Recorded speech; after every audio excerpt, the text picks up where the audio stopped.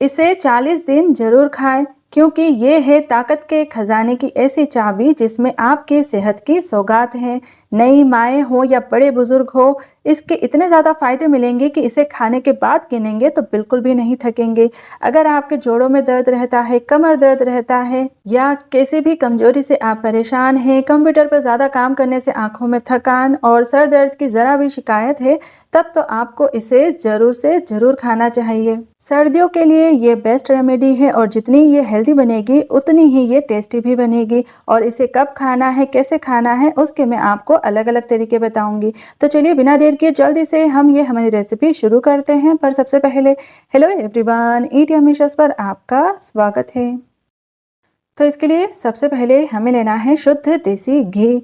मैंने यहाँ पर ये 250 ग्राम देसी घी लिया है। इसको हम थोड़ा थोड़ा करके डालेंगे और अलग अलग चीज़ों को पकाने में इसका इस्तेमाल करेंगे। सबसे पहले गैस पर हम कढ़ाई को गर्म होने के लिए रख देंगे और फिर इसमें 1 चम्मच देसी घी डालकर गर्म करेंगे। और जो चीज़ सबसे पहले हमें इसमें पकानी है वो है ये फूल मखाना। मैंने ये 50 ग्राम फूल मखाना लिया है। यहाँ पर आज मैं जितनी भी मेजरमेंट है वो सारी आपको ग्राम में बताऊंगी ताकि आप दुकान से सारी चीज़ों को ग्राम्स में लेकर आएँ और ये सर्दियों की दवाई बना सकें। तो यहाँ पर बस हमें मखाना को अच्छे से क्रिस्पी हो जाने तक भुनना है। मखाने बहुत ही ज़्यादा हेल्दी होते हैं, इनको आपको अपनी डाइट में ज़रूर से शामिल करना चाहिए। तो मैंने इनको अच्छे से रोस्ट कर लिया है, काफ़ी क्रिस्पी ये हो गए हैं। तो इनको हमें निकाल लेना है कढ़ाई में से और प्लेट पर निकाल कर ठंडा कर लेना है। फिर उसके बाद फिर से हम कढ़ाई में थोड़ा सा और देसी घी डालेंगे और अब हम इसमें डालेंगे ये चीज़ जिसको कि गोंद कहा जाता है। ये बबूल का गोंद होता है और इसका इस्तेमाल लड्डू बनाने में किया जाता है सर्दियों के मौसम में। ये इस तरह का क्रिस्टल जैसा गोंद होता है जिसको हम घी में फ्राई करने के बाद खाते हैं। एक और गोंद का हम इसमें इस्तेमाल करेंगे क्योंकि वो भी इसके जितनी ही हेल्दी होती है। तो यहाँ पर गोंद जैसे ही हम घी में डालेंगे ये पॉपकॉर्न के जैसे फूलने लगेंगे। तो हमें इनको अच्छे से फ्राई करना है। मेरे पास ये छोटे दानों वाला गोंद है तो ये अच्छे से फ्राई हो जाता है। अगर बड़ा गोंद हो तो उसको आपको पहले क्रश करना है और फिर फ्राई करना है। धीमी आंच पर ही इनको फ्राई करेंगे ताकि ये अंदर तक अच्छे से पकेगा और खाते टाइम दांतों में नहीं चिपकेगा। तो आप देखो ये गोंद अच्छे से फ्राई हो गया है। इनको हम निकाल लेंगे और थोड़ा थोड़ा करके घी डालकर सारा गोंद इसी तरह से फ्राई कर लेंगे। इस गोंद की तासीर काफ़ी गर्म होती है, इसीलिए नॉर्मल लोग इसे सिर्फ सर्दियों में ही खा सकते हैं। लेकिन जो ये दवाई आप जच्चा के लिए बना रहे हैं तो गर्म मौसम हो या गर्मी का मौसम हो उसमें चीज़ें आपको थोड़ी कम या ज़्यादा करनी पड़ेगी। तो वो पूरी लिस्ट मैं डिस्क्रिप्शन में मेंशन कर दूंगी, आप गर्म मौसम में ये बनाने से पहले ज़रूर चेक कर लीजिएगा। यहाँ आप देखो मैंने सारा गोंद थाली में फ्राई करके निकाल लिया है। अभी कढ़ाई में थोड़ा सा घी बचा है तो इसी का इस्तेमाल हम आगे के ड्राई फ्रूट को फ्राई करने में करेंगे। अगर घी खत्म हो जाए तो थोड़ा सा घी आप डाल लीजिएगा। मैंने इसमें ये 50 ग्राम बादाम डाले हैं, साथ ही साथ 50 ग्राम मैं काजू डाल रही हूँ और इसी के साथ साथ मैंने ये 50 ग्राम अखरोट लिए हैं। अखरोट की गिरी ये डाल देते हैं और फिर 20 से 25 ग्राम इसमें हम पिस्ता डाल देंगे। इन सभी ड्राई फ्रूट में ढेर सारे न्यूट्रिशंस पाए जाते हैं। कैल्शियम, मैग्नीशियम हड्डियों को मजबूत बनाते हैं, दिमागी सेहत को तंदुरुस्त करते हैं। सर दर्द की शिकायत हो तब तो ये ड्राई फ्रूट बहुत ज़्यादा फ़ायदा पहुंचाते हैं। इनको हमें सिर्फ घी में ज़रा सा भून लेना है, 2-3 मिनट में ही ये फ्राई हो जाते हैं। तो जैसे ही इनका कलर चेंज होगा तुरंत ही हम इनको प्लेट में निकाल कर रख लेंगे। इसके बाद हमें एक बारी कढ़ाई को थोड़ा साफ कर लेना है ताकि इसमें जो ड्राई फ्रूट के छोटे बड़े टुकड़े हैं वो हट जाएंगे और घी भी इसमें से थोड़ा साफ हो जाएगा। क्योंकि अब हम इसमें बिना घी डाले कुछ चीज़ों को ड्राई रोस्ट करेंगे जो कि एक मसाले के तौर पर बनेगा। आप देखो मैंने यहाँ पर ये 20 ग्राम सौंफ ली है।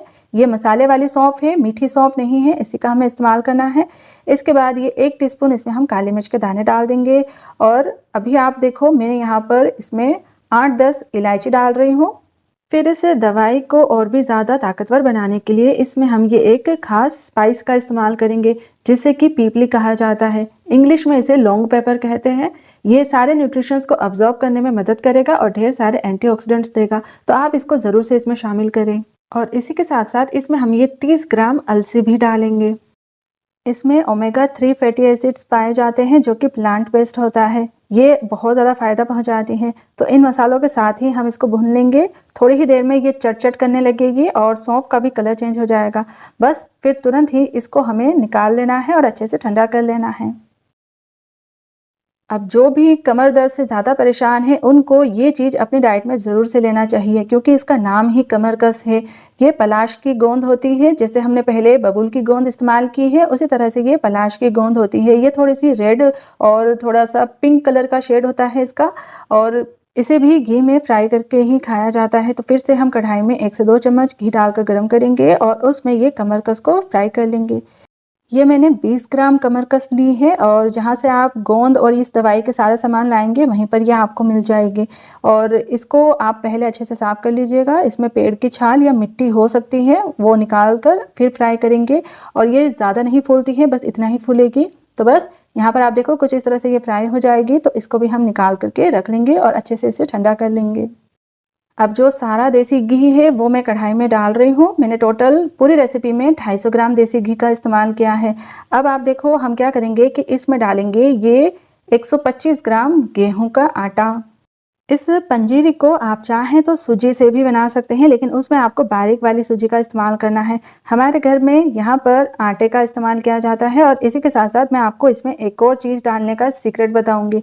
तो बस अभी आप देखो घी में पहले हम आटे को अच्छे से मिक्स कर लेंगे और फिर अच्छे से धीमे आंच पर इसको भून लेंगे। 3-4 मिनट होने के बाद ये घी को थोड़ा सा छोड़ देता है। फिर हम क्या करेंगे कि इसमें प्रोटीन भी शामिल करेंगे, जो कि आएगा ये 125 ग्राम बेसन से। बेसन चने की दाल का होता है और इसमें ढेर सारी क्वांटिटी में प्रोटीन पाया जाता है। तो जब भी आप इस तरह की पंजीरी बनाएं उसमें थोड़ा सा ये बेसन डालने से इसमें प्रोटीन की कमी भी बिल्कुल नहीं रहती है, और आपको 100 की जगह पर 200 फायदे मिलते हैं। इन दोनों को भुनने में थोड़ा सा टाइम ज़्यादा लगेगा, बस हमें इनको धीमी आंच पर अच्छा सा कलर आने तक भुनना है। और आप देखो जब इस तरह का कलर आ जाएगा उसके बाद हम इसमें कुछ चीज़ें और डालेंगे इस सर्दी की दवाई पंजीरी को बनाने के लिए। तो आप देखो मैंने ये 50 ग्राम कद्दूकस किया हुआ खोपरा इसमें डाल दिया है, और इसके साथ साथ ये 20 से 30 ग्राम किशमिश हम इसमें डालेंगे। क्योंकि ये आटा बेसन काफ़ी ज़्यादा गर्म होते हैं तो मैं अलग से भुनने की जगह पर इन्हें इसी में डाल रही हूँ, ताकि ये इसी के साथ अच्छे से पक जाएंगे। फिर ये 1 टेबलस्पून सौंठ का पाउडर हमें इसमें डालना है। ये बहुत ज़्यादा ज़रूरी होता है, जोड़ों के दर्द में राहत देता है और भी इसके अनगिनत फ़ायदे होते हैं। तो बस यहाँ पर इन दोनों को ही डालने के बाद हमें अच्छे से इसे मिक्स करना है और फिर तुरंत ही गैस की आँच को बंद कर देना है। फिर इसे हम परात में निकाल करके फैला लेंगे और इसको थोड़ा सा हम ठंडा कर लेंगे। अब इस पंजीरी को मीठा करने के लिए हम 300 ग्राम देसी गुड़ का इस्तेमाल करेंगे और इसको मेल्ट करके डालेंगे।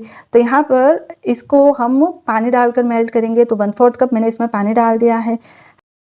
हमने इसमें जितनी भी चीज़ें इस्तेमाल की हैं उन सब की तासीर गर्म है और सबके अनगिनत फ़ायदे हैं। तो अगर आप इसमें गुड़ की जगह पर चीनी भी डाल देंगे तब भी आपको फ़ायदे ही फ़ायदे मिलेंगे।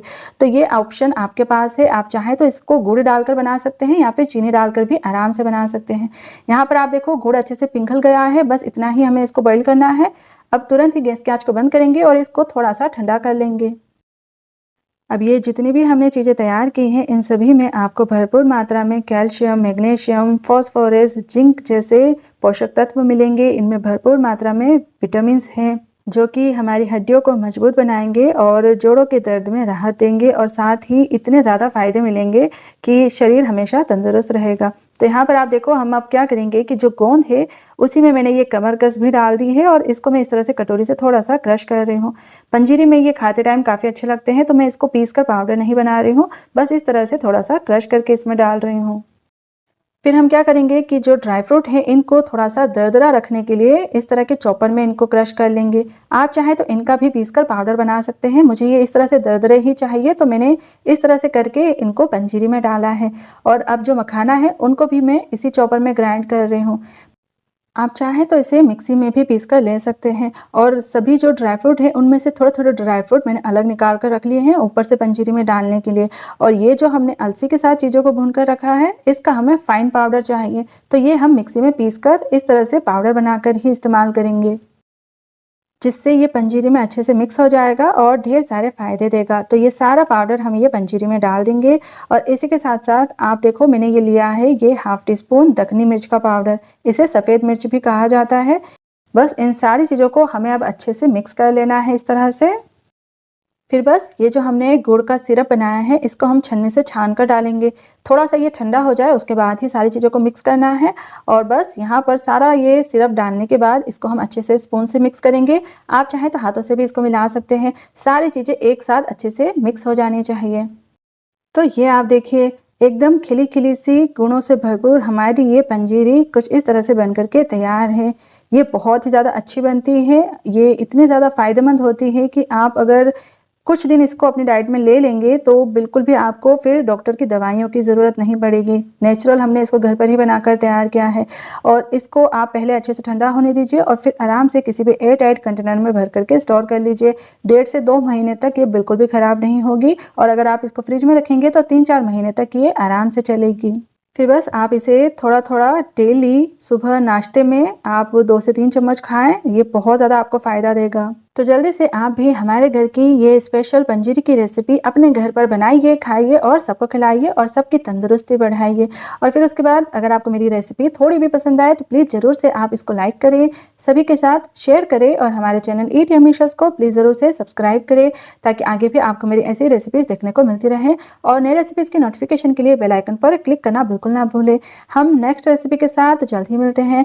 टिल देन एंजॉय दिस सेहत के खजाने की चाबी जो कि है पंजीरी। And thanks for watching Eat Yummy Chefs.